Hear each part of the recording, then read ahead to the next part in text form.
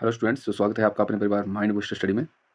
जैसा कि आप देख रहे होंगे, आज की जो हमारी वीडियो है वो मई मंथ के करंट अफेयर्स के ऊपर रहने वाली है। इससे पहले हम जनवरी, फरवरी, मार्च, अप्रैल के करंट अफेयर कर चुके हैं। अप्रैल का एक पार्ट 4 अभी आने को है और इससे पहले के जितने भी करंट अफेयर हैं वो टेलीग्राम के ऊपर अपलोड कर दिए गए हैं। जिन्होंने टेलीग्राम को अभी तक ज्वाइन नहीं किया है वो टेलीग्राम को ज्वाइन कर लें। सो हम बढ़ते हैं अपनी वीडियो की ओर। हमारी आज की वीडियो का जो पहला क्वेश्चन है वो है, वॉर एंड पीस उपन्यास के लेखक हैं Dalai Lama, Lord Mountbatten, Mahatma Gandhi, Leo Tolstoy.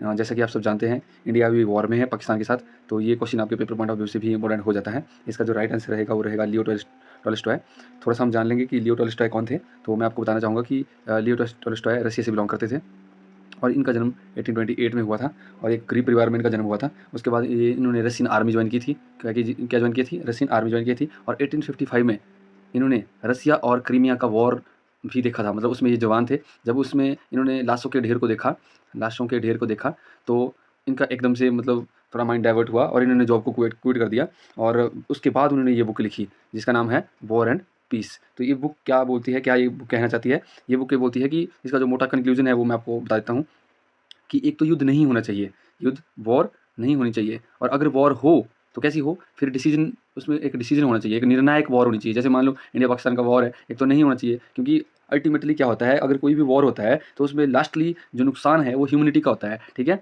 उसमें मानवता का नुकसान होता है। परंतु अगर वॉर हो तो उसमें फिर एक डिसीजन होना चाहिए, एक निर्णायक वॉर होनी चाहिए जिसमें जैसे हमारी जो समस्या है, जिस चीज़ को लेके हम बार-बार वॉर करते हैं, वो समस्या कंप्लीटली खत्म होनी चाहिए, ठीक है? तो इस बुक का ये महत्व था और ये बुक इन्होंने जब लिखी थी तो उसके बाद 1869 में यहाँ पे महात्मा गांधी जी का भी जन्म हुआ था और महात्मा गांधी जी इनसे बहुत ही ज़्यादा इंस्पायर्ड थे, इनकी बुक से, ठीक है? सो बढ़ते हैं हम अपने नेक्स्ट क्वेश्चन की ओर। आई होप आपको चीज़ें अच्छे से समझ आई होंगी और आपके पेपर पॉइंट ऑफ व्यू से बहुत ज़रूरी चीज़ है। सो हमारा नेक्स्ट क्वेश्चन है, कुफरी गिरिराज एंड कुफरी गिरधारी किस खाद्यान्न की किस्में हैं? देखो, ये भी आपके लिए एक नया क्वेश्चन है। टमाटर, गाजर, मटर, इनमें इनमें में से कोई नहीं। सो इसका जो राइट आंसर रहेगा वो रहेगा इनमें से कोई नहीं, क्योंकि ये जो किस्में हैं वो किसकी हैं? आलू की। मुझे पता है कि आप सब जानते हैं कि कुफरी ज्योति और कुफरी जीवन के बारे में सबने सुना है। आज मैं आपको थोड़े से कुछ नए जो हाइब्रिड नेम हैं इसकी प्रजातियों के, इसकी किस्मों के, वो आपको बताऊँगा। जैसे इसमें एक तो बताया गया है कि गिरिराज, एक गिरधारी, ठीक है? और एक इसमें बताया, एक इसमें होगा चंद्रमुखी, कुफरी चंद्रमुखी। क्या होगा? कुफरी चंद्रमुखी, हिमालयनी, कुफरी हिमालयनी, हिमालयनी। आपके पेपर में कोई भी आपसे पूछ सकते हैं। एक होता है कुफरी सैलजा, कुफरी सैलजा, और एक होता है कुफरी हिमसोना, कुफरी हिमसोना। तो ये सारे नाम आपने याद रखने हैं और आप सबको पता है कि कुफरी कहाँ है? शिमला में है और शिमला में हमारा एक CPRI भी है, CPRI central potato research institute, ठीक है? कहाँ पे है? शिमला में। और सबसे पहले मैं थोड़ी सी हिस्ट्री इसको आपको बता देता हूँ कि 1949 में जब ये बनाया गया था तो ये बिहार में एस्टेब्लिश किया गया था। कहाँ किया गया था? बिहार में। बाद में इसको 1956 में शिफ्ट कर दिया गया बिहार से, कहाँ के लिए? शिमला के लिए, ठीक है? तो ये भी आपने याद रखना है, इसके बारे में आपसे पूछ सकते हैं। और थोड़ा सा पोटैटो की अगर हम बात कर रहे हैं तो इंडिया में जो सबसे बड़ा प्रोड्यूसर है पोटैटो का वो कौन सा है? यूपी। यूपी इंडिया में सबसे बड़ा प्रोड्यूसर स्टेट है किसका? पोटैटो के लेके। आई होप आपको समझ आ गया होगा, ठीक है? आप मेरे को बताएंगे कि इंडिया में जो वीट उसका सबसे बड़ा प्रोड्यूसर कौन है? सो बढ़ते हैं नेक्स्ट क्वेश्चन की ओर। हाल ही में हिमाचल प्रदेश में प्लास्टिक वेस्ट से पहला पार्क कहाँ बनाया गया? बहुत ही इंपॉर्टेंट क्वेश्चन है क्योंकि प्लास्टिक को लेके आम दिनों में हम न्यूज़ देखते हैं और ये एक बहुत बड़ा कंसर्न है क्लाइमेट चेंज के लिए भी, ठीक है? तो इसके ऑप्शन देख लेते हैं, सिरमौर, शिमला, ऊना, कांगड़ा। तो इसका जो राइट आंसर रहेगा वो रहेगा शिमला, क्योंकि शिमला के चौपाल में हाल ही में एक प्लास्टिक वेस्ट से निर्मित एक पार्क बनाया गया। हुआ क्या कि जैसे प्लास्टिक के पुराने टायर्स होते हैं, ठीक है? बॉटल्स होती हैं और जो जितनी भी चीज़ें होती हैं जो पुरानी हम फेंक देते हैं जिनको, उनसे उस कचरे को इकट्ठा करके वहाँ पे 6 क्विंटल कचरा इकट्ठा किया गया और उससे एक पार्क बनाया गया, ठीक है? कहाँ कहाँ पे बनाया गया है? चौपाल में बनाया गया और साथ ही इसको बनाने में 6 मंथ लगे और जब इसके साथ ही दूसरा पार्क बनाया गया तो दूसरे पार्क का नाम क्या है? Swami Vivekananda Panchavati plastic park, Panchavati plastic waste park.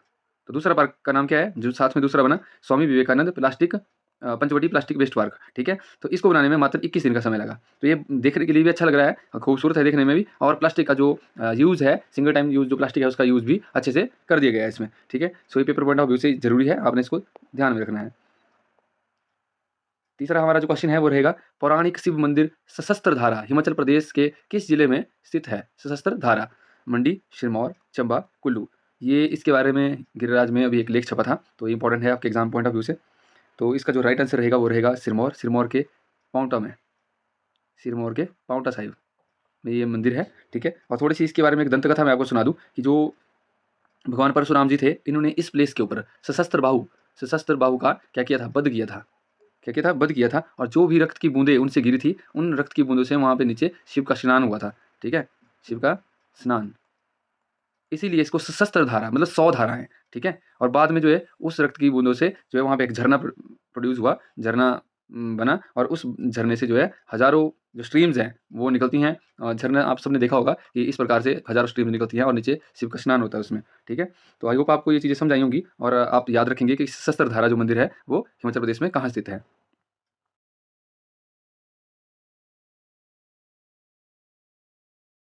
Constable की जो टेस्ट सीरीज है उसको ज्वाइन नहीं किया है वो उसको ज्वाइन कर ले। उसको ज्वाइन करने के लिए एक नंबर है 8988292028, इसके ऊपर आपको संपर्क करना है, ठीक है। और इसके ऊपर एक ऑफर है, ये 149 रुपीज़ में, 149 रुपीज़ में ओनली अवेलेबल करवाया है बच्चे को। सो बढ़ते हैं अपने नेक्स्ट क्वेश्चन की ओर। हिमाचल प्रदेश में तामसर, तामसर होना था क्या होना, थोड़ा टाइपिंग मिस्टेक हो जाती है कई बार। तामसर चोटी किस जिले में स्थित है, कुल्लू, कांगड़ा, चंबा, किन्नौर। वैसे तो इसका जो राइट आंसर रहेगा वो ओनली आप अगर एक एक डिस्ट्रिक्ट इसमें लिखा होगा तो वैसे आपने कांगड़ा करना है, वैसे इसमें कुल्लू कांगड़ा भी आता है, ठीक है, अगर ऐसे इकट्ठा दिया होगा आपको, ठीक है। सो इसके बारे में थोड़ा सा हम बात करेंगे। ये जो आपकी चोटी है इसकी लगभग हाइट 4720 मीटर है, ठीक है। और ये बरोट वैली को बड़ा भंगाल आपको पता है ना सबको कि बड़ा भंगाल जहाँ से रावी रिवर निकलती है बड़ा भंगाल वैली से जोड़ती है, ठीक है। और इसमें वैसे चंबा का भी एक विलेज इसमें टच होता है, ठीक है। तो अगर आपको ऑप्शन में कुल्लू कांगड़ा दिया है या फिर कांगड़ा चंबा दिया है तो आपने वैसे भी कर लेना है। अगर सिंगल एक डिस्ट्रिक्ट दिया हुआ है तो आपने कांगड़ा इसमें क्लिक करना है, ठीक है। तो इस ये एक बहुत खूबसूरत ट्रैक भी है, न्यूज़ में भी रहा है ये ट्रैक। इसके बारे में जो न्यूज़ थी अभी आपने सुनी होगी कि इसमें इलीगली जब ये ट्रैक बंद होता है तो एक टूरिस्ट गाइड इनमें कुछ टूरिस्ट को ले गया था, तो उसके ऊपर जो है कार्रवाई की गई थी, ठीक है। तो ये न्यूज़ में था ये ट्रैक। ये 12 दिन का एक बड़ा ही चैलेंजिंग सा ट्रैक है और बहुत खूबसूरत है। अगर इस ट्रैक में कोई जाना चाहता है तो इसकी राइट टाइमिंग क्या होती है, ये जून टू अगस्त के बीच में आप इसको ट्रैक कर सकते हैं, ठीक है। सो ये था तामसर चोटी के बारे में। हमारा नेक्स्ट जो क्वेश्चन है वो है, जुंगा किस पहाड़ी रियासत की राजधानी थी। ये जो छोटी छोटी चीज़ें मैं आपको बता रहा हूँ, तामसर है या फिर इससे पहले हमने बात की कुफरी गिरिराज की, पौराणिक मंदिर जो शिवधारा है, ये सब चीज़ें इनके बारे में छोटे छोटे एडिटोरियल कहाँ गिरिराज में देखने को मिले हैं। तो इनमें से क्वेश्चन मैंने आपके लिए बनाए हैं। समटाइम ये लगता है कि ये जो चीज़ें हैं ये एक स्टैटिक जीके की तरह लगता है, परंतु स्टैटिक जीके ही वास्तव में करंट से रिलेट करता है। क्यों? क्योंकि जो स्टैटिक जीके है वो पीछे होता है, जब भी न्यूज़ में उसकी बात की जाती है तो वो एक करंट अफेयर बन जाता है, ठीक है। क्या बन जाता है, करंट अफेयर बन जाता है। तो जब जब आप करंट अफेयर करेंगे तो आप वास्तव में ये देखेंगे कि चीज़ें लास्टली स्टैटिक से लिंक होती हैं, ठीक है। जिस भी स्टूडेंट को ये पता लग गया कि स्टैटिक और करंट में कुछ फ़र्क नहीं है, सिर्फ ये फ़र्क है कि स्टैटिक जब जब न्यूज़ में आता है, जब जब अपनी रेलेवेंस शो करता है तब वो करंट बन जाता है, तो वही स्टूडेंट जो है एग्जाम को क्रैक कर पाते हैं, उनको इस चीज़ का आइडिया होता है। तो जुंगा किस पहाड़ी रियासत की राजधानी थी। देखो ये स्टैटिक का क्वेश्चन है, पर अभी मैं इसको बताऊंगा आपको कि ये करंट में क्यों था। महलोग, ठियोग, धामी, क्योंथल। इसका जो राइट आंसर रहेगा वो रहेगा क्योंथल। क्या रहेगा, क्योंथल। थोड़ा सा हम जान लेते हैं कि जो जुंगा जो जैसे राजधानी थी, क्योंथल की स्थापना किसने की थी। क्योंथल की स्थापना की थी गिरिसेन ने। और गिरिसेन कौन थे, ये छोटे भाई थे किसके, वीरसेन के। वीरसेन जिन्होंने सुकेत की स्थापना की थी, सुकेत मंडी, सबको पता होगा, ठीक है। और ये वास्तव में कहाँ से आए थे, ये थे बेटे, किसके बेटे थे, ये दोनों राजा सेन के बेटे थे, राजा सेन ऑफ बंगाल। आप आपने इसको ध्यान में रखना है। पुरानी कुछ चीज़ों से ये पता चलता है कि ये जो क्योंथल रियासत है इसका इतिहास बहुत पुराना है। 765 बीसी से 765 बीसी से शुरू होता है इसका इतिहास, ठीक है। और इसमें कुछ इंपॉर्टेंट चीज़ें हैं जो कि जिनकी वजह से ये न्यूज़ में था। तो इसमें टूरिस्ट स्पॉट्स हैं कुछ, जैसे काली टिब्बा, तारा देवी का टेम्पल, चायल। और मेन जो चीज़ जिसकी वजह से ये न्यूज़ में था, वहाँ का राजमहल। क्या था, राजमहल, ठीक है। ये 200 साल पुराना एक राजमहल है। और यहाँ पे एक पेड़ है, बहुत बड़ा विशालकाय पेड़ है, ठीक है। उस पेड़ पे ऐसा लगता है कि जैसे कोई आदमखोर जो भालू है, आदमखोर भालू की आकृति उस पे बनी हुई है, ठीक है, जो कि बड़ा ही अद्भुत सा एक दृश्य है, ठीक है। तो इस राजमहल की वजह से ही इसके ऊपर एक लेख छपा था। तो आपसे अगर पूछा जाए कि जुंगा किस पहाड़ी रियासत की राजधानी थी, तो आपने बताना है कि क्योंथल की। थोड़ा सा इसका हम जो करंट पर्सपेक्टिव से इसको अगर हम देखें तो ये क्यों ज़रूरी भी है, क्योंकि यहाँ पे एक तो हमारे हिमाचल की स्टेट फोरेंसिक लेबोरेटरी है। कौन सी है, स्टेट फोरेंसिक लेबोरेटरी, ठीक है, जिसकी स्थापना 13 दिसंबर 1988 में हुई थी। और बाद में पहले ये शिमला में थी और बाद में इसको मूव कर दिया गया था जुंगा के लिए 1996 में। तो आपने यहाँ ध्यान में रखना है। एक और चीज़ मैं आपको बताऊँ जुंगा के बारे में, यहाँ पे दशहरा मेला, यहाँ का जो दशहरा मेला है वो बहुत फेमस है।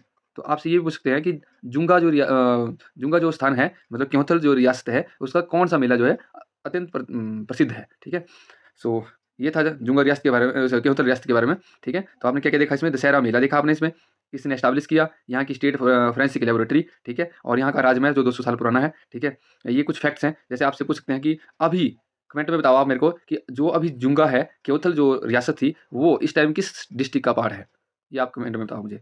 जो कोई जुंगा से देख रहा है वो इसको ज़्यादातर बताएंगे। ठीक है, सलोगड़ा मेला हिमाचल प्रदेश के किस जिले में मनाया जाता है? शिमला, सोलन, ऊना, सिरमौर। इसका जो राइट आंसर रहेगा वो रहेगा आपका सोलन। ठीक है, तो थोड़ा सा मैं आपको इसके बारे में बताऊं कि ये मेला क्यों मनाया जाता है। जब आप परमाणु से शिमला की ओर आ रहे हैं, परमाणु से शिमला की ओर, तो बीच में ये प्लेस पड़ता है आपका सलोगड़ा। सलोगड़ा बहुत फेमस टूरिस्ट प्लेस है। ठीक है, और यहाँ पे एक ओल्डेस्ट शिवा टेम्पल है जिसको हम विजेश्वर महादेव के नाम से जानते हैं, विजेश्वर महादेव। ठीक है, और इसकी स्थापना जो है ना 750 साल पहले जो जगत गुरु शंकराचार्य जी थे, उन्होंने की थी। शंकराचार्य जी ने की थी। और यहाँ पे एक गुफा भी है, ठीक है, जिस गुफा में माना जाता है कि शंकराचार्य जी ने तपस्या की थी। ठीक है, तो ये मेला जो है ना शिव भगवान को समर्पित है और ये 3 दिवसीय मेला होता है, 3 डेज़ का मेला होता है। ठीक है, और in the month of October लगता है। अगर आपसे पूछेंगे, वैसे 15, 16, 17 अक्टूबर को ये होता है, पर समटाइम डेट भी इसमें चेंज हो जाती है। ठीक है, इस मेले की खास बात ये है कि इस मेले में स्पोर्ट्स एक्टिविटीज़ कराई जाती है, सांस्कृतिक संध्याएँ होती है, और खासकर करियाला करियाला जो होता है, आप मेरे को बताएँगे करियाला क्या है? करियाला परफ़ॉर्म किया जाता है इसमें। ठीक है, कमेंट में बताएँगे आपकी करियाला क्या है? मैंने आपको पिछली वीडियो में भी बताया है। ठीक है, और एक इम्पोर्टेंट जो क्वेश्चन यहाँ से बनता है, समटाइम जो पेपर्स में मैंने पढ़ा है कि सेंट ल्यूक फॉर्म कहाँ स्थित है? ल्यूक फार्म कहाँ स्थित है? तो ये है सलोगड़ा में। कहाँ है? सलोगड़ा में। आई होप आपको फैक्ट्स समझ आएँगे, और बढ़ते हैं हम अपने नेक्स्ट क्वेश्चन की ओर।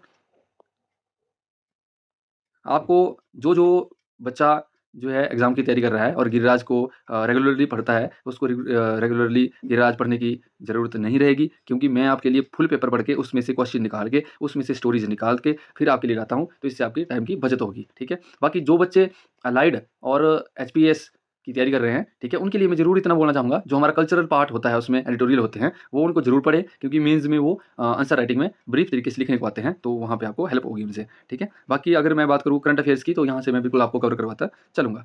हिमाचल प्रदेश में जिलों का पुनर्गठन किया गया है, थोड़ा सा टालेंगे हम इसको। 1 जून 1971, 15 नवंबर 1966, 1 सितंबर 1972 और 1 फरवरी 1968। देखो, इसका जो राइट आंसर रहेगा वो रहेगा 1 सितंबर 1972। ये क्वेश्चन थोड़ा सा अटपटा क्वेश्चन है, पर इसका जो आंसर है वो आपको तब समझ आएगा जब मैं आपको इसको ब्रीफ में बताऊंगा। ठीक है, थोड़ा सा हम ब्रीफ में इसके बारे में जानते हैं। सबसे पहले हम चलेंगे पुरानी डेट से। ठीक है, पेन को थोड़ा पतला कर लेते हैं हम, जगह थोड़ी कम है यहाँ पे। 15 अप्रैल 1948 को क्या हुआ कि 30 छोटी बड़ी रियासतों को मिलाकर हिमाचल प्रदेश की क्या की गई, स्थापना की गई, और उसमें 4 डिस्ट्रिक्ट बनाए गए। कौन कौन से डिस्ट्रिक्ट बने उसमें? एक चंबा, एक मंडी, महासू और सिरमौर। कौन से? चंबा, मंडी, महासू और सिरमौर। बिल्कुल ध्यान से आपने इसको देखना है। बाद में 1954 में क्या हुआ कि बिलासपुर जो एक सी स्टेट था, ठीक है, अपने आप में एक स्टेट था, ठीक है, तो उसको मर्ज कर लिया गया एज ए 5th डिस्ट्रिक्ट। कैसे? 5वां डिस्ट्रिक्ट उसको बना दिया गया, किसका? हिमाचल प्रदेश का। उसके बाद 1960 में क्या हुआ, जो हमारी महासू जो जिला था, उसमें एक तहसील थी जिसका नाम था चीनी तहसील। ठीक है, उसको कार्व आउट करके एक नया डिस्ट्रिक्ट फ्रेम किया गया जिसका नाम रहा किन्नौर। तो ये कौन सा बना? 6th। ठीक है, 6th डिस्ट्रिक्ट बनने के बाद आप सबको पता है कि 1 नवंबर 1966 को पंजाब रीऑर्गेनाइजेशन एक्ट आया, जिसमें पंजाब की जो सीमाएं थी उनको रीऑर्गेनाइज किया गया। उसमें से हरियाणा को एक अलग राज्य बनाया गया। ठीक है, और जो हमारी पहाड़ी जो जैसे कुल्लू था, या जो पटियाला से ऊपर जैसे उनका जो एरिया था ना, ठीक है, नीचे सिरमौर की तरफ से जो एरिया था, वो कुछ एरिया ऐसा था, पहाड़ी जो एरिया था वो पंजाब में होता था पहले। ठीक है, बाद में उसको हिमाचल में मिला दिया गया। तो पंजाब के रीऑर्गेनाइज होने के बाद 4 नए डिस्ट्रिक्ट बनाए गए। कौन कौन से? एक कुल्लू, क्योंकि कुल्लू पहले किसके अंडर था? पंजाब के अंडर था। एक कांगड़ा, लाहौल स्पीति और शिमला। क्या बनाया गया? शिमला। देखो, पहले शिमला डिस्ट्रिक्ट नहीं था, पहले महासू था डिस्ट्रिक्ट, महासू में से ही किन्नौर बना था, बाद में शिमला भी बन गया। कुल्लू, कांगड़ा, लाहौल स्पीति, शिमला। अब उसके बाद क्या हुआ कि 25 जनवरी को हमें क्या मिल जाता है? 25 जनवरी को हमें क्या मिल जाता है? पूर्ण राज्य का दर्जा मिल जाता है। ठीक है, फुल स्टेट हुड मिल जाता है हमें। और उसके बाद जब फुल स्टेट हुड मिलने के बाद ये क्वेश्चन आता है कि हिमाचल प्रदेश में जिलों का पुनर्गठन कब किया, कि पुनर्गठन दोबारा फिर से गठन कब हुआ? एक तो ना फुल स्टेटहुड से पहले जो चीज़ें हो चुकी थी वो तो हो चुकी थी। उसके बाद जो पुनर्गठन के बाद, ठीक है, पुनर्गठन हुआ, दोबारा उसका गठन हुआ, तो उसमें क्या क्या गठन हुआ, जो हमारे पास एक कांगड़ा का जो डिस्ट्रिक्ट था, कांगड़ा का डिस्ट्रिक्ट था, ठीक है, इसमें से 2 नए ज़िले और बनाए गए, एक ऊना और एक हमीरपुर। और यहाँ पे जो हमारे 2 ज़िले थे, कौन-कौन से, महासू और शिमला, ठीक है। इन दोनों ज़िलों में से कौन-कौन से ज़िले बने, शिमला प्लस महासू, इन दोनों को कार्व आउट करके 2 ज़िले हमने नए बनाए, जिसमें एक बना सोलन और एक बना हमारा शिमला। तो सबसे जो न्यूएस्ट जो हमारे ज़िले हैं वो कौन सा है, सोलन है, ठीक है, लास्टली जो बना है। आई होप आपको समझ आया होगा। 15 अप्रैल 1948 में 30 छोटी बड़ी रियासतों को मिला के चंबा, मंडी, महासू और सिरमौर, ये 4 ज़िले बनाए गए। 5वां ज़िला हमारा बिलासपुर, जो पार्ट सी स्टेट था पहले, उसको मर्ज किया गया। फिर उसके बाद 6वां जो हमारा ज़िला बना वो चीनी तहसील से काट के किन्नौर बनाया गया। और उसके बाद 7वां, 8वां, 9वां जैसे कुल्लू, कांगड़ा, लाहौल स्पीति और शिमला, ठीक है, ये हमारे बने। उसके बाद हमारा जो 10वां और 11वां बना वो बना ऊना और हमीरपुर, लास्ट में हमारा सोलन बनाया गया, ठीक है। आई होप आपको चीज़ें बहुत अच्छे तरीके से समझ आई होंगी। शिमला पास्ट प्रेजेंट पुस्तक के लेखक हैं, ये बहुत रिपीटिंग क्वेश्चन है, पेपर में भी मैंने इसको देखा था, न्यूज़पेपर में भी। तो इसका जो राइट आंसर रहेगा वो कौन सा रहेगा, ई.जे. बक। तो बढ़ते हैं हम नेक्स्ट क्वेश्चन की ओर। कुछ क्वेश्चन ऐसे होते हैं जिनकी कोई ब्रीफ एक्सप्लेनेशन नहीं है पर आपके पेपर पॉइंट से जरूरी है, इसलिए हम उसको पीपीटी में ऐड करते हैं। एचपीटीडीसी की स्थापना की गई थी 1971, 2, 3, 4। इसका जो राइट आंसर रहेगा वो कुछ सोर्स में अलग-अलग चीज़ें हैं, कुछ सोर्स में कुछ बताया गया है, पर इसकी मैंने गवर्नमेंट के वेरिफाइड अकाउंट से अगर देखा है तो उसमें 74 बताया गया है इसको। थोड़ा-सा हम जान लेंगे जब हम बात कर रहे हैं कि एचपीटीडीसी है क्या? पहले तो बात ये है, Himachal Pradesh tourism development corporation, ये एक कॉर्पोरेशन है। और भी हिमाचल में बहुत सी कॉर्पोरेशंस हैं, परंतु इस टाइम में जिन-जिन चीज़ों की एस्टैब्लिशमेंट हुई है, हम उनको थोड़ा-सा ज़रूर देख लेंगे। क्यों? क्योंकि पेपर पॉइंट ऑफ व्यू से बहुत ज़रूरी है, बार-बार पेपर में आती है। जैसे हमारा HPPSC, Himachal Pradesh public service commission, अगर इसका आपसे पूछेंगे तो आपने बताना है इसको 8 अप्रैल 1971, ये डेट तो सबको याद होनी चाहिए जो भी एस्पिरेंट है, ठीक है। और कॉन्स्टिट्यूशनल अगर इसकी बात मैं करूँ तो ये अंडर आर्टिकल 318, ठीक है, इसको एस्टैब्लिश किया जाता है। हर एक स्टेट के अंदर एक सर्विस कमीशन होता है, और वैसे ही यूनियन लेवल पे हमारा यूनियन पब्लिक सर्विस कमीशन है, और ये जो कमीशन बनाने की अनुमति है ये संविधान के 318 आर्टिकल के अंतर्गत मिलती है, ठीक है।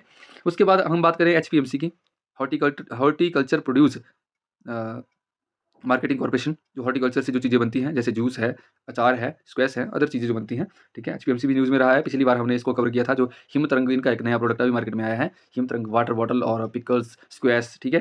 तो ये इंपॉर्टेंट था। इसकी जो एस्टैब्लिशमेंट है वो 1974 में हुई है, 10 जून को। पेरेंट फैक्ट्री इसकी परमाणु में है, ऑल ओवर इंडिया इसकी ब्रांचेज़ भी हैं, ठीक है। और हिमाचल में एक इसकी परमाणु के बाद हमारे सुंदरनगर के जडोल में इसकी फैक्ट्री है, जो कि जूस फैक्ट्री है। उसके बाद हम देखेंगे एचआरडीसी, ये भी एक कॉर्पोरेशन है, ठीक है। और इसकी जो स्थापना, जो एस्टैब्लिशमेंट हुई थी, वो फर्स्टली कहाँ कब हुई थी, 1958 में हुई थी। परंतु इसका जो पहले नाम था वो क्या था, मंडी कुल्लू ट्रांसपोर्ट। क्या था, मंडी कुल्लू ट्रांसपोर्ट। बाद में इसका जो नाम है वो 1974 में चेंज किया गया, और इसको हिमाचल रोड ट्रांसपोर्ट कॉर्पोरेशन इसका नाम रखा गया, ठीक है। और एक है हमारा हाई कोर्ट, ये भी बार-बार आपसे पूछा जाता है। आप मेरे को बताएँगे कि हाई कोर्ट की जो बिल्डिंग है उसका पुराना नाम क्या है, कमेंट में मेरे को जल्दी-जल्दी बताएँगे आप, ठीक है। और इसकी जो एस्टैब्लिशमेंट हुई थी वो 25 जनवरी 1971 में हुई थी, ठीक है। और एक हमारे पास और बोर्ड है, Himachal Pradesh state electricity board. इसकी जो स्थापना हुई थी वो 1 सितंबर 1971 में हुई थी। तो देख लो आपके एक क्वेश्चन के अंदर हमने कितने क्वेश्चन कवर कर लिए। Himachal Pradesh tourism development corporation, Himachal Pradesh public service commission, horticulture produce marketing corporation, HRTC, high court, Himachal Pradesh state electricity board, ठीक है। ये आपके पेपर पॉइंट ऑफ व्यू से किसी न किसी एग्जाम में आपको इनमें से ज़रूर क्वेश्चन देखने को मिलेगा, ठीक है। सो बढ़ते हैं हम अपनी नेक्स्ट क्वेश्चन की ओर। ये एक पोर्टल है ई कल्याण, ठीक है। पिछली वीडियो में मैंने आपसे ये क्वेश्चन पूछा था कि ई कल्याण क्या है, और आपका दुखद बात ये है कि इतनी मेहनत से पढ़ाने के बाद भी आप जो है उसको आंसर नहीं कर पा रहे हैं, ठीक है। मतलब आप कहीं ना कहीं चीज़ों से अनटच हैं। तो फिर मैंने इस चीज़ को यहाँ पे डाल लिया, ठीक है, कि मैं आपको इसके बारे में बताऊँ, क्योंकि ये पेपर पॉइंट ऑफ व्यू से मेरी नज़र में बहुत ज़्यादा इंपॉर्टेंट है। अगर मैं बोलूँ तो ये स्टार मार्क करने के लायक है। क्यों? तो थोड़ा सा हम जानते हैं इसके बारे में। एक तो सबसे पहली बात है कि अभी रिसेंटली 28 अप्रैल को इसका माननीय सुखविंदर सिंह सुक्खू जी ने इसका क्या किया, शुभारंभ किया, इनॉग्रेशन की, ठीक है। और इसमें क्या, इसमें मेन जो चीज़ है, ये एक वेबसाइट है ईसोमसा। अब ये आप बोलेंगे सर ये क्या है? इसका पूरा नाम है एम्पावरमेंट ऑफ एससी, लिख देता हूँ साइड में यहाँ पे, empowerment of SC, OBCs and minorities and special abled कौन होते हैं? दिव्यांग लोग, ठीक है। ये एक वेबसाइट है। इसकी वेबसाइट के ऊपर इसका एक जो डायलॉग बॉक्स है वो बना हुआ है, जहाँ से ई कल्याण जिस पे लिखा हुआ है, और इसकी एक अपना पोर्टल भी है, ठीक है। ये पोर्टल क्यों ज़रूरी है? क्योंकि ये पोर्टल अभी इसलिए बनाया गया है, यदि कोई भी सामाजिक पेंशन के हकदार हैं या कोई एलिजिबल है, कोई व्यक्ति किसी भी पेंशन जो गवर्नमेंट की हिमाचल प्रदेश गवर्नमेंट की जो स्कीम्स हैं, ठीक है, उन स्कीम्स के लिए कोई अगर एलिजिबल है तो डायरेक्ट वो इस पोर्टल पे जाके क्या कर सकता है, अप्लाई कर सकता है, ठीक है। उसको बार-बार बहुत से ऑफिसों के चक्कर नहीं काटने पड़ेंगे। और सीएम सुखविंदर सिंह सुक्खू जी ने ये बोला है कि इस पोर्टल को डायरेक्टली लिंक किया जा रहा है कहाँ से, एक हमारा हिमभूमि पोर्टल है, ठीक है, जो पहले मानव संपदा हुआ करता था, फिर एक हमारा हिम परिवार है, इसके बारे में भी मैंने आपको पिछली वीडियो में बताया हुआ है, और एक हमारा आधार एंड ईपीडीएस है। तो इस पोर्टल को इन पोर्टल से लिंक करने की बात की जा रही है। जब हिमाचल में इतना बड़ा इवेंट किया जा रहा है तो ये हमारे पेपर पॉइंट ऑफ व्यू से ज़रूरी बन जाता है। तो आपने इसको देखना है और इसको पेपर पॉइंट ऑफ व्यू से ज़रूरी समझ के इसको याद करना है। एडीबी क्या है? देखो, ये हमारा एक, जिसको हम बोले ना कि ट्रेडिशन बना है, ठीक है। ट्रेडिशन कैसे कि जो भी मैं वीडियो आपको लेके आता हूँ, हर बार उसमें एक नई ऑर्गेनाइजेशन लेके आता हूँ। उस ऑर्गेनाइजेशन से आपके जो पेपर में ऑर्गेनाइजेशंस आती हैं, जैसे-जैसे हम वीडियो करते जाएँगे वैसे-वैसे और ऑर्गेनाइजेशन कवर होती जाएँगी और आपके पेपर में आपकी कोई भी ऑर्गेनाइजेशन नहीं छूटेगी। तो इस बार का जो हमारा टॉपिक है वो है एडीबी। एडीबी न्यूज़ में क्यों था? क्योंकि हाल ही में हिमाचल में जो सीवा प्रोजेक्ट चलाया जा रहा है, सीवा प्रोजेक्ट, ठीक है? उसके लिए एक नई अ, नई बजट मतलब नई स्कीम लॉन्च की गई है, ठीक है? जिसको टोटली कितना 1292 करोड़ की वो स्कीम है, 1292 करोड़। और उसमें ख़ास बात ये है कि 1030 करोड़ कौन दे रहा है? एडीबी देगा, एशियन डेवलपमेंट बैंक। और हिमाचल उसमें कुछ अंशदान दे रहा है 262 करोड़, ठीक है? तो ये बहुत बड़ा अमाउंट है, इसलिए हमारे हिमाचल पॉइंट ऑफ व्यू से भी ज़रूरी हो जाता है, जो हिमाचल को इतनी बड़ी एड कर रहा है, ठीक है? तो हम जानेंगे कि एडीबी है क्या, ठीक है? इसलिए सबसे पहले इसका जो पूरा नाम है वो है एशियन डेवलपमेंट बैंक। इसको स्टार्ट करने की जो दिमागी उपज थी वो जापान के एक मिनिस्टर की थी, ठीक है। जापान का एक आइडिया था कि क्यों ना हम अपने रीजनल डेवलपमेंट के लिए एक बैंक बनाएं इस प्रकार का, परंतु यूएसए उसमें साथ नहीं देता था। यूएसए नहीं चाहता था कि इस प्रकार का कोई बैंक वहाँ पे बने। ये तो आपको पता ही है पहले से, यूएसए ऐसी चीज़ों में साथ नहीं देता है जहाँ पे इकोनॉमी की बात की जाती है, ठीक है। और उसके बाद ये जो बैंक है, ठीक है, इसका फंक्शन क्या रहा जब इसको एस्टैब्लिश किया गया 19 दिसंबर 1966 में। तो इसका फंक्शन ये बताया गया कि to promote social and economical development. कहाँ पे? In Asia. अब आपसे पूछ भी सकता है कि इसका काम क्या है कि to promote social and economical development in Asia. अगर हेडक्वार्टर की बात करें हम तो इसका हेडक्वार्टर रहेगा फिलीपाइन के मनीला में। ये भी आपसे पूछा जाता है, फिलीपाइन के मनीला में, ठीक है। एचपी पुलिस की बात करें तो वहाँ पे कंट्री कैपिटल्स ऑर्गेनाइजेशन, ये सारी पेपर की पार्ट हैं, ठीक है। और ये आपने, ये सारी चीज़ें आपने इसके बारे में ध्यान में रखनी है, ठीक है। पेपर पॉइंट ऑफ व्यू से क्यों ज़रूरी है? क्योंकि इसने हाल ही में 1030 करोड़ की एड जो है हिमाचल प्रदेश को की है। किसके लिए? सीवा प्रोजेक्ट के लिए। सीवा प्रोजेक्ट को मैंने पिछली वीडियो में कवर करवाया है। सीवा प्रोजेक्ट हिमाचल की ओनली 7 डिस्ट्रिक्ट में चलता है, जो कि लोअर हिमालयस की डिस्ट्रिक्ट हैं। आप मेरे को 7 डिस्ट्रिक्ट के नाम कमेंट में बताएँगे। मैं देखूँगा कि किस-किस की तैयारी अच्छी है, ठीक है? कौन-कौन स्टूडेंट अच्छे से पढ़ रहा है, ठीक है? सो बढ़ते हैं अपनी नेक्स्ट टर्म की ओर। ये टर्म भी इस बार पेपर में ज़रूरी थी। देखो, इसका नाम है ग्रॉस इकोलॉजिकल वेल्थ, सकल पारिस्थितिक संपदा। बार-बार जैसे आपने सुना होगा ग्रॉस करके, जैसे जीडीपी होता है ना, तो उसमें होता है कि ग्रॉस डोमेस्टिक प्रोडक्ट, ठीक है? ये तो सबने सबने सुन रखा है। परंतु ये टर्म है ग्रॉस इकोलॉजिकल वेल्थ, ये क्यों ज़रूरी है? क्योंकि हाल ही में हम बात कर रहे थे हिमाचल में रिसोर्सेज़ के ऊपर, ठीक है? और हिमाचल ही क्या, कोई भी प्लेस, जब किसी भी प्लेस में हम बात करते हैं तो उसके अपने रिसोर्सेज़ होते हैं, जैसे उसकी वाटर बॉडीज़, ठीक है? और उसकी जो जीव-जंतुओं की जो प्रजातियाँ होती हैं, जीव-जंतुओं की प्रजातियाँ, जीव प्रजातियाँ जिनको हम बोलते हैं, उसमें पशु-पक्षी, उसमें एनिमल्स भी आ जाएँगे, बर्ड्स भी आ जाएँगे, ठीक है? उसमें ट्रीज़ भी आते हैं, ट्रीज़ की प्रजातियाँ, जैसे हमारे यहाँ पे देवदार, चीड़, अब अलग-अलग प्रकार के ट्री होते हैं। अल्टीमेटली इस जो टर्म की जो बात करें हम, तो इसका सही सीधे से मतलब मैं आपको समझाऊँ कि जो भी हमारा इकोलॉजिकल सिस्टम है ना, इकोलॉजिकल सिस्टम, ठीक है? इसमें अगर जितनी भी चीज़ें हैं, उनको हम मूल्यांकन करें उनका, ठीक है? मॉनेटरी वैल्यू उनकी लगाएँ। मॉनेटरी वैल्यू मॉनेटरी वैल्यू लगाएँ या संपूर्ण मूल्यांकन जिसको हम बोल सकते हैं। मॉनेटरी वैल्यू भी नहीं, मॉनेटरी वैल्यू हर चीज़ की नहीं लगाई जा सकती। जैसे जीव-जंतु हैं, इनकी क्या वैल्यू लगाएँगे हम। जो संपूर्ण अगर मूल्यांकन हम इसका करें, ठीक है? तो उसको हम क्या बोलेंगे? ग्रॉस इकोलॉजिकल वेल्थ, सकल पारिस्थितिक संपदा। किसी भी पारिस्थितिक तंत्र की जो अपनी संपदा है, उसको हम सकल पारिस्थितिक संपदा के नाम से जानेंगे, ठीक है? उसमें क्या-क्या आएगा? वाटर बॉडीज़, जीव-जंतु, एनिमल, बर्ड्स, ट्रीज़, हर चीज़ उसमें आ जाएगी। और अगर हम बात करें जीडीपी की, जिनको नहीं पता है, जीडीपी का मतलब होता है ग्रॉस डोमेस्टिक प्रोडक्ट। जैसे किसी एरिया का मतलब, ये भारत का एरिया है, भारत के एरिया में जितनी भी 1 साल के अंदर जितनी भी चीज़ें मैन्युफैक्चर्ड होती हैं, ठीक है? उसकी जो मॉनेटरी वैल्यू है उसको हम जीडीपी बोलते हैं। अब इसमें 2 चीज़ें आती हैं, एक तो हम गुड्स प्रोड्यूस करते हैं, जैसे सामान बनाते हैं, एक होता है सर्विसेज़। जैसे मैं आपको एजुकेशन दे रहा हूँ, ठीक है? या कोई एजुकेशनल इंस्टीट्यूट आपको एजुकेशन दे रहा है, तो वो क्या प्रोवाइड करवा रहा है आपको? सर्विस के बदले में आप उसको क्या दे रहे हो? कुछ अमाउंट दे रहे हो, ठीक है? तो जो ऐसी, जैसे डॉक्टर किसी को क्या कर रहा है? कंसल्टेशन दे रहा है और डॉक्टर की कोई फीस दे रहा है, तो डॉक्टर क्या प्रोवाइड करवा रहा है? सर्विस। तो गुड्स और सर्विस दोनों को मिला के जो रेवेन्यू आता है उसको हम बोलते हैं जीडीपी। ठीक है, सो आई होप आपको चीज़ें समझ आई होंगी। मैं आपको सिंपल करके बताना चाहता हूँ, इसलिए थोड़ा ज़्यादा कोशिश करता हूँ। हिमाचल प्रदेश में अग्नि सेवा सप्ताह कब मनाया गया? Fire safety week. ठीक है, तो ये कोई ऐसे नेशनल लेवल का नहीं होता है, इसमें अपना-अपना होता है कि कौन-सी डिस्ट्रिक्ट इसको कब मनाती है, स्टेट कब मनाती है। तो हमारी स्टेट में इसको मनाया गया 14 से 20 होगा इसमें, 14 से 20 अप्रैल के बीच में मनाया गया। ठीक है, और इसमें बात की गई कि जब भी कभी कोई ऐसा भीषण जो फायर इंसिडेंट हो जाता है, ठीक है? फायर एक्सीडेंट हो जाता है, तो उसमें उस समय पे कौन-कौन से ऐसे उपकरण हैं, कौन-कौन सी ऐसी चीज़ें हैं, जिनको हम यूज़ कर सकते हैं, ठीक है? या उपकरणों को यूज़ करने की इसमें नॉलेज भी दी गई, ठीक है?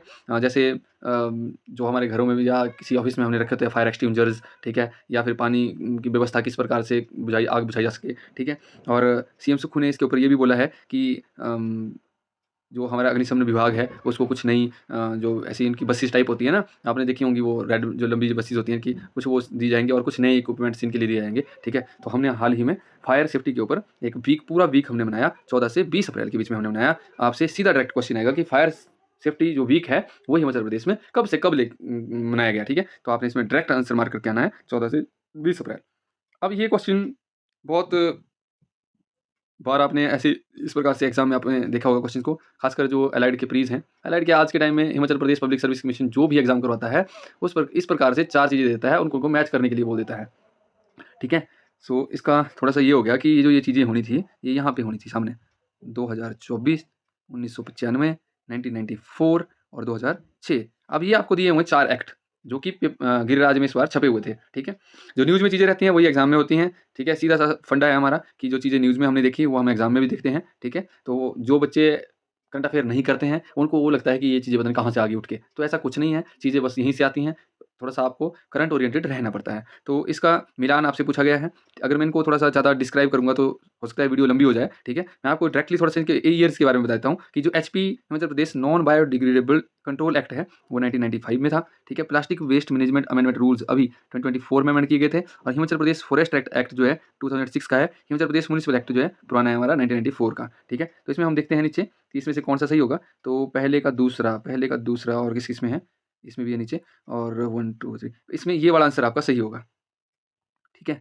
आपका ये आंसर सही होगा। पहले का दूसरा, दूसरे का पहला और तीसरे का चौथा और चौथे का तीसरा, ठीक है? सो उम्मीद करता हूँ कि आपको वीडियो पसंद आई होगी और अभी तक जिन्होंने वीडियो को लाइक नहीं किया है लाइक ज़रूर करें क्योंकि इस वीडियो को बनाने के पीछे बहुत सी मेहनत आपके लिए मैं करता हूँ, ठीक है? और जिन्होंने सब्सक्राइब नहीं किया है, वो सब्सक्राइब ज़रूर करें और अपने छोटे भाई-बहनों से जो भी एग्ज़ाम की तैयारी कर रहे हैं, उनको ये वीडियो शेयर ज़रूर करें। Thank you so much. जय हिंद, जय हिमाचल। जब तक हिमाचल सॉरी जो इंडिया है हमारा वॉर में है, आप सबसे निवेदन है कि आप अपने-अपने जो भी प्रोटोकॉल से चीज़ें बताई गई हैं, जैसे ब्लैकआउट का प्रोटोकॉल है, ठीक है? और कोई भी जो टाइम टू टाइम एडवाइज़री जारी हो रही है, आप उसको फ़ॉलो ज़रूर करें और भारत की इस अहम जो परीक्षा है, इसमें अपना योगदान सुनिश्चित करें। ठीक है? धन्यवाद। जय हिंद, जय भारत।